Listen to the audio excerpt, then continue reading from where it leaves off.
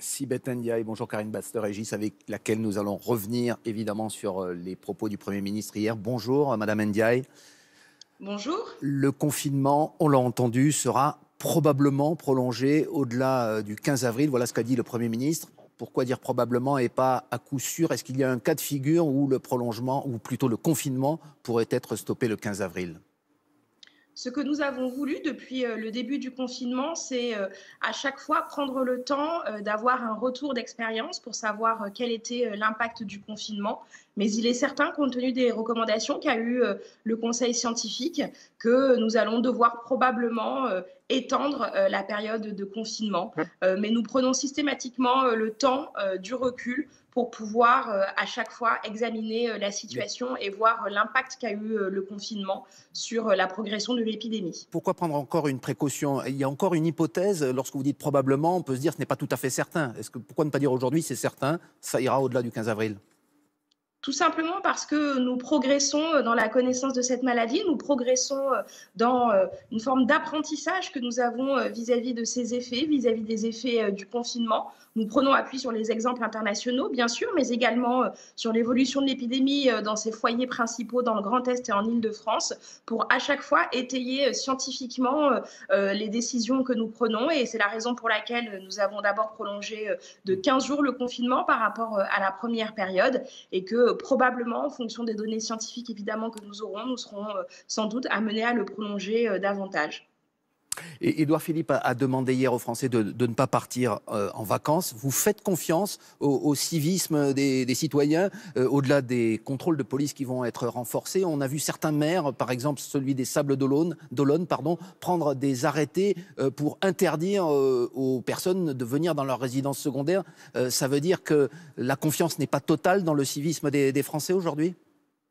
Je crois qu'il faut reposer notre action sur deux jambes, à la fois faire confiance aux Français en leur expliquant la raison pour laquelle c'est important de ne pas se déplacer, parce qu'il y a aujourd'hui encore des régions qui ont la chance de ne pas être submergées par la vague épidémique. Donc c'est important que des gens qui viennent de régions, par exemple de l'Île-de-France, dont les congés commencent ce vendredi soir, de ne pas aller en quelque sorte disséminer le virus ailleurs. Donc il y a à la fois cette confiance dans le civisme qui repose sur notre effort d'explication vis-à-vis des Français, mais évidemment, il faut qu'il y ait des contrôles pour nous assurer que cela est bien respecté. C'est la raison pour laquelle nous avons une grande mobilisation des forces de sécurité intérieure, policiers et gendarmes, pour faire respecter cette restriction de déplacement à l'échelle du territoire national. Accepter le confinement, dites-vous, ça fait 16 jours maintenant qu'il est mis en place. Est-ce que vous avez analysé la façon dont justement les Français l'acceptent et le supportent ? Je crois qu'on a des compatriotes qui ont petit à petit bien compris ce qu'était le confinement, ce qu'on avait le droit de faire et ce qu'on ne pouvait pas faire. Je sais aussi que c'est très, très, très difficile de vivre le confinement parce qu'on doit faire front, s'occuper des enfants, de l'école à la maison, parfois télétravailler, tout ça dans des difficultés, dans des circonstances qui ne sont loin d'être évidentes.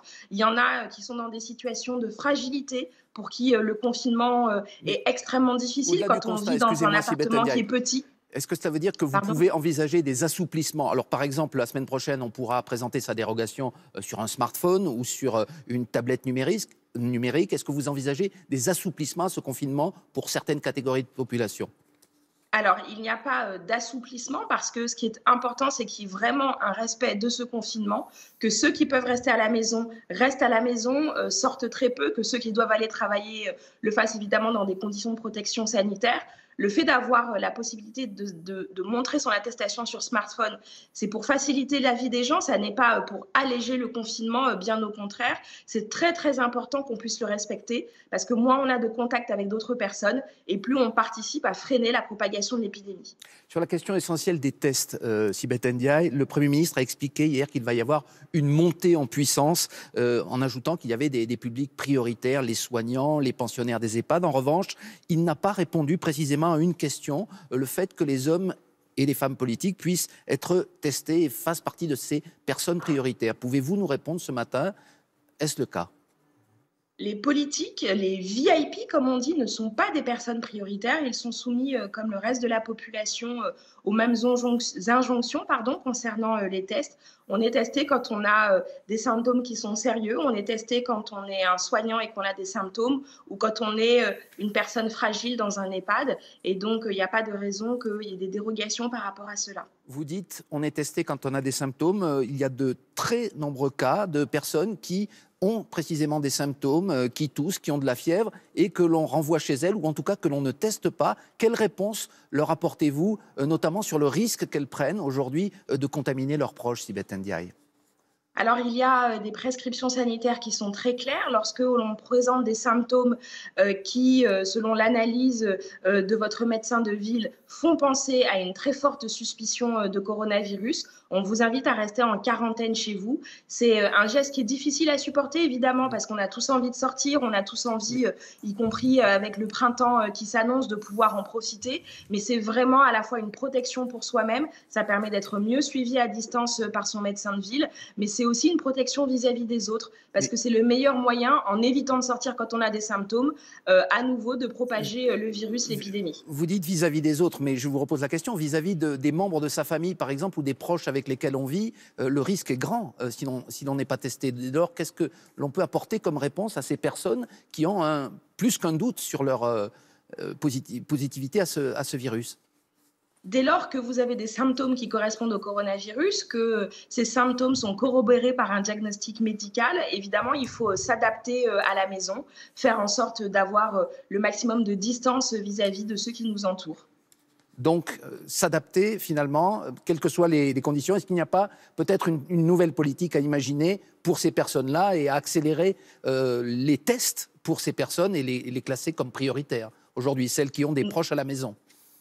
Puisqu'on a beaucoup de témoignages dans ce sens, Madame Ndiaye, c'est pour ça que je vous pose la question. Bien sûr, je comprends. Nous avons déjà beaucoup augmenté notre capacité de test. Ces derniers jours, ce sont plus de 20 000 tests que nous avons effectués par jour. Et ces tests nous permettent, évidemment, vis-à-vis de ceux qui présentent les symptômes les plus graves quand ils arrivent à l'hôpital, d'avoir la certitude qu'ils ont le coronavirus. Néanmoins, je veux vraiment appeler l'attention de tous les Français sur le fait que lorsque votre médecin de ville pose un diagnostic, c'est un diagnostic qui est étayé, qui est sérieux et qu'il faut évidemment croire. Et il faut prendre les précautions d'usage, les mesures barrières, cette fameuse distance de protection qu'on a vis-à-vis de ceux qui nous entourent. Et j'imagine bien à quel point ça peut être difficile, surtout quand on n'a pas un très grand appartement ou une très grande maison pour pouvoir le faire respecter. Mais c'est vraiment important pour sa propre protection et la protection des autres. Le Premier ministre a redit hier aussi, sur la base des propos d'un très haut responsable de l'OMS, que le port du masque pour l'ensemble de la population n'était pas utile. Est-ce que l'on dirait la même chose, Sibeth Ndiaye, s'il y avait aujourd'hui en France des masques pour tout le monde? Regardez l'Autriche, par exemple, ce n'est pas la Corée du Sud. L'Autriche a imposé à tout le monde, et on l'entendait encore aussi à New York aujourd'hui, le port du masque pour tout le monde, pas seulement pour les soignants.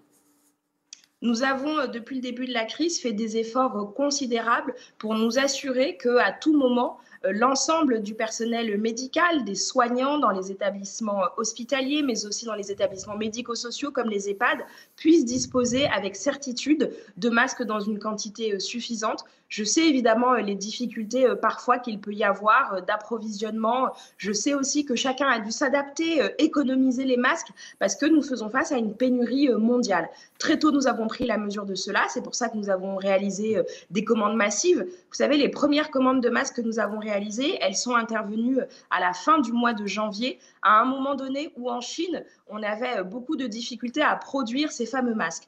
Aujourd'hui, on suit les recommandations qui sont celles de l'OMS pour faire en sorte que les personnels soignants soient prioritaires et que lorsque on va travailler et que d'autres mesures de distanciation vis-à-vis du public qu'on est amené à rencontrer ne sont pas possibles, on puisse fournir des masques. Et c'est d'ailleurs dans cette optique-là que nous avons développé, grâce à des dizaines d'entreprises qui se sont portées volontaires pour le faire, des masques en tissu qui seront aussi des masques très protecteurs à usage non sanitaire et qui permettront aussi là de répondre à la problématique de protection que tous nos concitoyens sont en droit d'attendre. Sibeth Ndiaye, au moins 2 présidents de région dénoncent des détournements de cargaisons de masques rachetés sur le tarmac des aéroports en Chine par des sociétés américaines notamment. Est-ce que vous avez eu vent de ces informations? Est-ce que vous les confirmez? Est-ce que, bien entendu, j'imagine, vous les dénoncez? Alors, je n'ai pas de précision sur les cas que vous citez, notamment, je crois, pour la présidente de la région Île-de-France et le président de la région Grand Est. Moi, ce que je peux vous dire, c'est que nous sommes très attentifs à ce qu'il y ait de la solidarité et qu'on ne tombe pas, évidemment, dans quelque chose de complètement incontrôlé. Si ces comportements existent, ça s'explique sans doute par le fait qu'il y a une tension mondiale sur l'approvisionnement en matériel de protection, en particulier sur l'approvisionnement en matière de masques. C'est pour ça que nous faisons tout pour la France, pour faire en sorte que nos livraisons soient sécurisées. Et c'est la raison notamment pour laquelle nous avons mis en place un pont aérien en direction de la Chine pour récupérer les produits des commandes que nous faisons. Et aujourd'hui, il fonctionne bien, Sibeth Ndiaye. Est-ce que les masques arrivent au rythme que vous souhaitiez? Vous avez commandé plus d'1 milliard de masques. Combien de temps cela va-t-il prendre pour que ces masques arrivent sur le territoire français?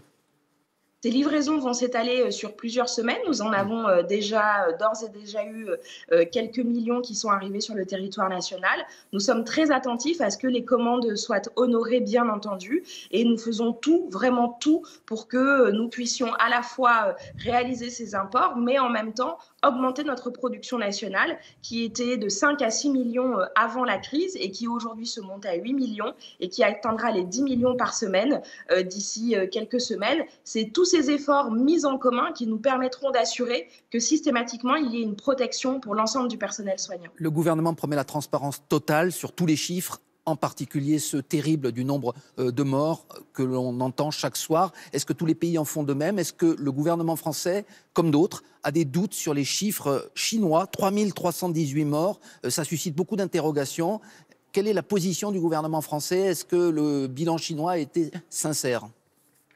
Eh bien, écoutez, je ne peux pas vous apporter de réponse à cela. C'est aux autorités chinoises d'être interrogées et de nous éclairer sur ce sujet. Ce qui est sûr, c'est que de notre côté, nous avons toujours souhaité agir avec beaucoup de transparence parce que je pense que pour que le confinement soit respecté, pour que les Français comprennent ce qu'on est en train de faire, c'est important de dire la vérité systématiquement en fonction des données dont on dispose. On a des données très solides pour remonter à partir de tous les hôpitaux français, pour remonter le nombre de morts. Nous avons également réalisé un effort pour qu'on puisse avoir une vision complète, exhaustive de ce qui se passe dans les EHPAD. C'est encore en cours. On a eu un premier chiffre hier qui faisait état de 883 décès en EHPAD dus au coronavirus. Et donc, nous poursuivons cet effort de transparence parce qu'en fait, on doit une information claire, complète, pédagogique à l'ensemble des Français. Information claire et pédagogique. Est-ce qu'il faut mettre au nom de la lutte contre le virus un traçage informatique des citoyens via leur téléphone portable, comme cela se passe, encore une fois, je donne cet exemple, chez les Autrichiens. Une application vient d'être mise en place et elle rencontre beaucoup de succès. Il y a eu beaucoup de fantasmes vis-à-vis de ce sujet du traçage social, pour employer le terme français. Et donc, vous êtes pour? Pardon, excusez-moi, j'ai eu un petit incident sur le téléphone. Donc je vous disais... Est-ce que vous êtes, mais justement, profitons-en, est-ce que vous êtes favorable ou non à cette technique qui permettrait notamment à ceux qui l'acceptent d'être avertis que certains de leurs proches sont porteurs du virus et donc éviter la propagation, éviter une propagation de l'épidémie? Le stade où nous en sommes aujourd'hui, c'est d'essayer de comprendre de quoi sont faites ces applications, parce qu'on entend beaucoup de choses différentes. Donc, nous avons une sorte de comparatif international pour comprendre comment est-ce que ces stratégies de traçage social sont effectuées dans d'autres pays. Et nous savons qu'il peut être intéressant de les utiliser dans le cadre d'un déconfinement, dans ce moment où nous en terminerons avec le confinement. Pour l'instant, on n'a rien lancé du côté de la France. On est au stade où on décortique les choses qui ont été faites ailleurs. Et puis, évidemment, si c'était quelque chose qu'il fallait mettre sur la table, ce serait une discussion démocratique parce que ça emporte beaucoup de questions sur la question des libertés publiques en particulier. Et nous sommes très attachés dans notre démocratie à ce que les données personnelles des individus soient évidemment protégées. On vous entend, Sibeth Ndiaye. Si l'on en croit les sondages, la confiance dans l'exécutif remonte pour gérer cette crise ces derniers jours. À quoi l'attribuez-vous? Vous avez vous-même été épinglé pour un certain nombre de déclarations. La communication des ministres a-t-elle été recadrée en quelque sorte par Édouard Philippe ces derniers jours? Nous sommes évidemment attentifs à ce que tout ce que nous disons soit étayé par les connaissances scientifiques que nous avons. C'est une période évidemment qui est difficile parce qu'il y a beaucoup de peur, chacun a peur pour ses proches, chacun a peur pour les autres. Il y a cette peur collective qui fait que parfois il peut y avoir une perte de confiance. C'est la raison pour laquelle nous sommes particulièrement attachés systématiquement à faire de la transparence. Oui, mais ça ne répond pas à ma question. Est-ce qu'il y a eu un recadrage? Est-ce que vous-même, vous avez été victime de certaines déclarations hasardeuses? C'est ce qu'on vous a reproché, Sibeth Ndiaye, vous le savez. Vous savez, il y a beaucoup de solidarité dans le gouvernement. On peut tous commettre des erreurs, moi la première, comme d'autres. On traverse une période particulière qui est très stressante pour les uns et pour les autres. Il ne s'agit pas de se dédouaner en la matière quand on dit des choses qui sont inadéquates. Il s'agit simplement de l'admettre, de le dire, et puis évidemment de corriger le tir quand ça a été le cas. Quelle est la répartition des rôles entre le Premier ministre et le Président de la République? Édouard Philippe s'exprime beaucoup, une fois encore hier. Le Président Macron avait dit qu'il reviendrait régulièrement à la télévision au cours de cette crise. Quand a-t-il prévu de le faire? Alors, je n'ai pas d'informations sur le moment où le président pourrait intervenir à nouveau. Ce que je peux vous indiquer en revanche, c'est qu'il existe un travail évidemment très étroit entre le président de la République et le Premier ministre avec l'ensemble du pacte gouvernemental qui est entièrement mobilisé sur la gestion de cette crise dans tous ses aspects, que ce soit les aspects sanitaires, économiques, sociaux, l'attention aux plus fragiles, le développement de nouvelles solidarités. Tout ça, nous le faisons ensemble. Tout ça, nous en parlons ensemble et nous le racontons aux Français. Pour ce qui est du président de la République, vous avez eu l'occasion de voir qu'il s'est déplacé à de nombreuses reprises auprès de ceux qui participaient de près ou de loin à la lutte contre l'épidémie de coronavirus. Il était dans une usine de masques il n'y a pas longtemps, il a été dans un centre d'accueil pour SDF, il s'est aussi rendu à l'hôpital militaire de Mulhouse. Pardon ? Merci Sibeth Ndiaye.